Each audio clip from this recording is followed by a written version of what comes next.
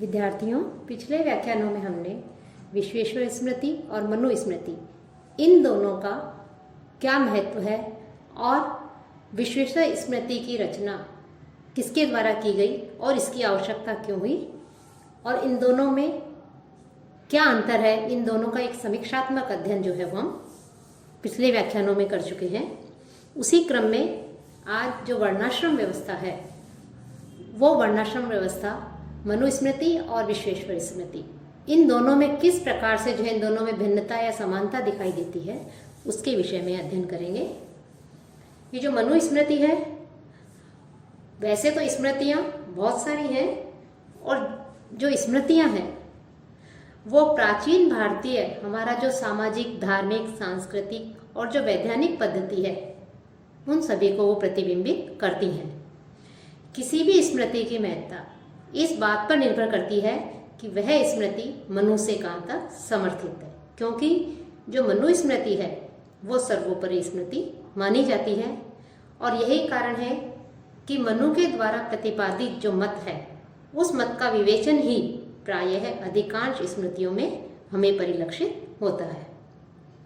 लेकिन आज हमें जो मनुस्मृति प्राप्त होती है, जो उपलब्ध मनुस्मृति है, वह मूल स्मृति नहीं कही जा सकती, क्योंकि उसमें अनेक स्थानों पर जो है विरोधाभास दिखाई देता है। अनेक विषयों में जो है आपस में ही उसमें विरोध हमें देखने को मिलता है। इसमें पर्याप्त जो है मिश्रण हुआ प्रतीत होता है कि 2000 वर्ष पूर्व में लिखी गई जो मनुस्मृति है वो सर्वांग शुद्ध नहीं रह सकती है। समय के अनुसार लोगों ने इच्छा के अनुसार पद्य बना करके मनुस्मृति का जो मूल रूप है उस मूल रूप को जो है एक तरह से कह सकते हैं उस मूल रूप में परिवर्तन किया गया है। यह एक स्वतंत्र रूप से एक शोध का विषय है, लेकिन जो मानव धर्मशास्त्र है उस मानव धर्मशास्त्र को भी मनुस्मृति का ही मूल स्रोत माना जाता है। लेकिन मूल जो मनुस्मृति है वो आज उपलब्ध नहीं है, उसके अन्वेषण की भी नितांत आवश्यकता है। कि ये अनेक ऐसे कर्म हैं जो आज स्वतंत्र भारत में उस जो मनुस्मृति या अन्य याज्ञों की स्मृति या अन्य स्मृतियों बताए गए थे वो आज स्वतंत्र भारत में हमें दृढ़ता से पालित होते हुए दिखाई नहीं देते हैं। उपनयन संस्कार की महत्ता व उसके जो सिद्धांत जो स्मृतियों में बताए हैं उसकी अनुपालना जो है हमें कहीं भी दिखाई नहीं देती है। वर्णाश्रम जो व्यवस्था है वो वर्णाश्रम धर्म या वर्णाश्रम व्यवस्था भी हमें दिखाई नहीं देती है। इसलिए स्मृतियाँ जो हैं उन स्मृतियों के वास्तविक स्वरूप को भी जानना अत्यंत आवश्यक है। कि लेकिन उन स्मृतियों का अध्ययन करने से हमें यह ज्ञात होता है कि किसी युग में ऐसा होता होगा कि इस प्रकार से यह होता था। इस दृष्टि से यदि विचार किया जाए तो जो विश्वेश्वर स्मृति है जिसकी की रचना महामहोपाध्याय पंडित श्री विश्वेश्वर नाथ रेव जी ने की है और उन्होंने इस स्मृति की रचना करने का जो प्रयास किया है वो प्रयास निश्चित ही उन लोगों के लिए प्रेरणा स्रोत है जो मनुकालीन या अन्य स्मृति काल जो हुए हैं। तो उनमें से मुख्य जो मनु हैं तो मनुकालीन जो युग धर्म है उस युग धर्म की वास्तविकता को उसके विषय में अध्ययन करना चाहते हैं, उनके लिए जो है ये विश्वेश्वर स्मृति अत्यंत आवश्यक है। कि विश्वेश्वर नाथ रेव जी ने मनु के धर्म का आश्रय लेकर और समय के अनुसार धर्म की व्याख्या करते हुए ही जो एक नवीन रूप में जो है विश्वेश्वर स्मृति को जो है उन्होंने प्रस्तुत किया, जो है विश्वेश्वर स्मृति की रचना की। तो इस जो विश्वेश्वर स्मृति है इस स्मृति में और मनु स्मृति में सृष्टि विषयक क्या समानता है, क्या विभिन्नता है, इसके विषय में, संस्कारों के विषय में हम जो है पिछले व्याख्यानों में अध्ययन कर चुके हैं। आज हम वर्णाश्रम जो व्यवस्था है उसके विषय में अध्ययन करेंगे। कि जो सृष्टि है उस सृष्टि के संचालन, संरक्षण एवं समुत्थान के लिए वेदों के आधार पर स्मृतियों में जो है वर्णाश्रम की व्यवस्था की गई है। मनु स्मृति एवं विश्वेश्वर स्मृति ये दोनों ही स्मृतियाँ समान रूप से चारों वर्णों को स्वीकार करती हैं। इन्होंने चारों वर्णों को स्वीकार किया है। लेकिन जो विश्वेश्वर स्मृति है इस स्मृति में चारों वर्णों की उत्पत्ति को कर्मों को प्रकट करने वाला मानकर समाज की सुव्यवस्था के लिए ही कर्मों के अनुसार वर्ण विभाजन माना गया है। चारों वर्णों के कर्तव्यों के संबंध में तो हम ये कह सकते हैं, जब इन मनुस्मृति और इसका विश्वेश्वर स्मृति का अध्ययन करते हैं तो ये कहा जा सकता है कि चारों वर्णों के जो कर्तव्य हैं उन कर्तव्यों के संबंध में दोनों में समानता प्रतीत होती है।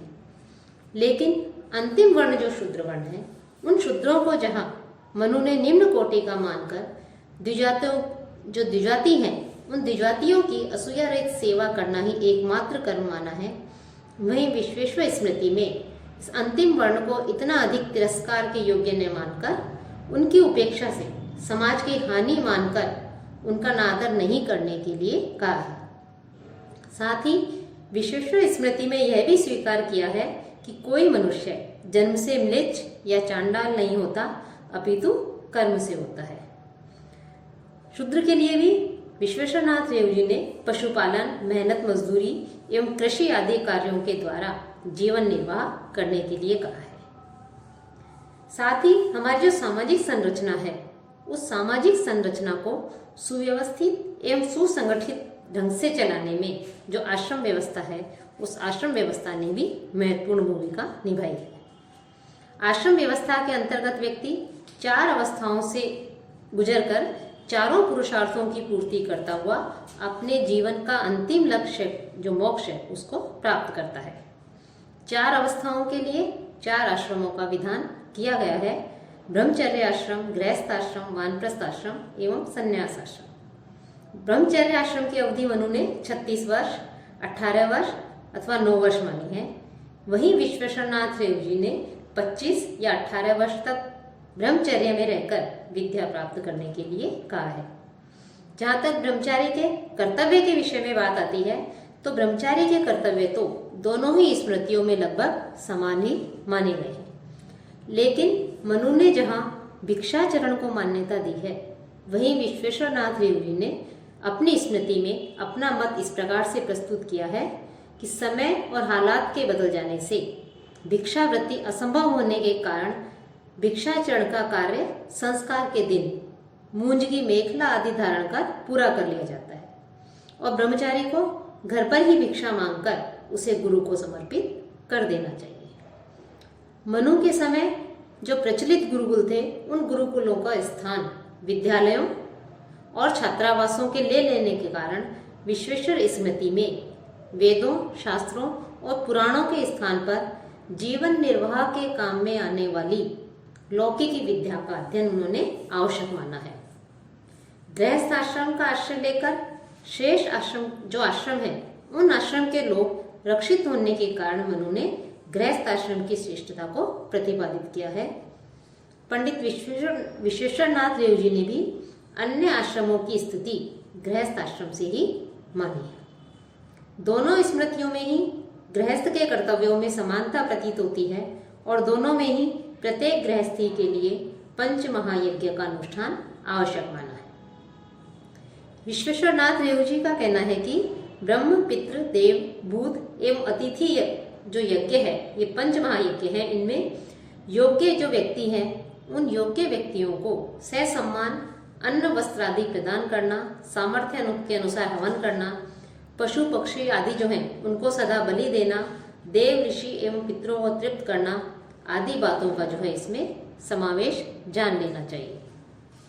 वानप्रस्थ आश्रम में प्रवेश के लिए विश्वेश्वरनाथ रेव जी ने अपनी स्मृति में मनु के समान ही कहा है कि जब गृहस्थी जो है वो त्वचा की शिथिलता, श्वेत केश एवं पौत्र का मुंह देख ले, तब जो है वो वन का आश्रय ले।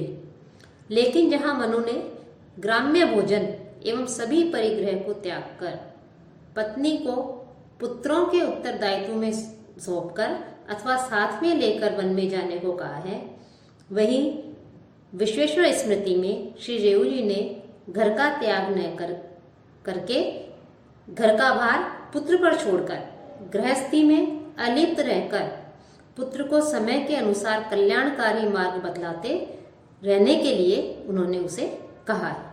अर्थात जहाँ मनु ने घर का त्याग कर वन में जाने के लिए कहा है, वहीं विश्वेश्वरनाथ रेव जी ने अपनी स्मृति में घर का त्याग करने की आवश्यकता पर जोर नहीं दिया है, घर का त्याग नहीं करने के लिए कहा है, बल्कि वही रह करके अपने पुत्र को जो है समय के अनुसार जो उसके पुत्र के लिए हितकारी है, कल्याणकारी है, वो मार्ग उसे बताने के लिए कहा है। मनुस्मृति में वन में उत्पन्न शाक मूलादि को और उनके सर्वथा अभाव में भिक्षा के द्वारा भोजन ग्रहण करने की अनुज्ञा दी है, लेकिन विश्वेश्वर स्मृति में भिक्षा वृत्ति को वानप्रस्थी के लिए हेय माना है और उसे हेय मानकर अपनी कमाई अथवा पुत्र की पूंजी से प्राणों का निर्वाह करने के लिए कहा है। मनुस्मृति में पंचाग्नि तप का उल्लेख मिलता है, जबकि विश्वेश्वर स्मृति इस विषय में मौन है।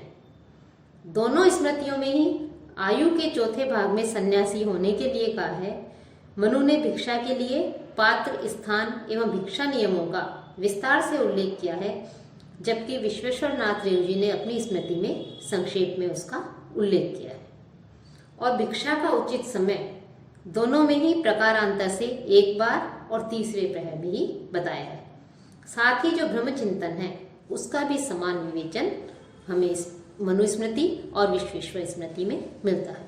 तो इस प्रकार से जो वानप्रस्थ आश्रम जो है उसमें भी कहीं समानता दिखती है, कहीं विभिन्नता दिखाई देती है।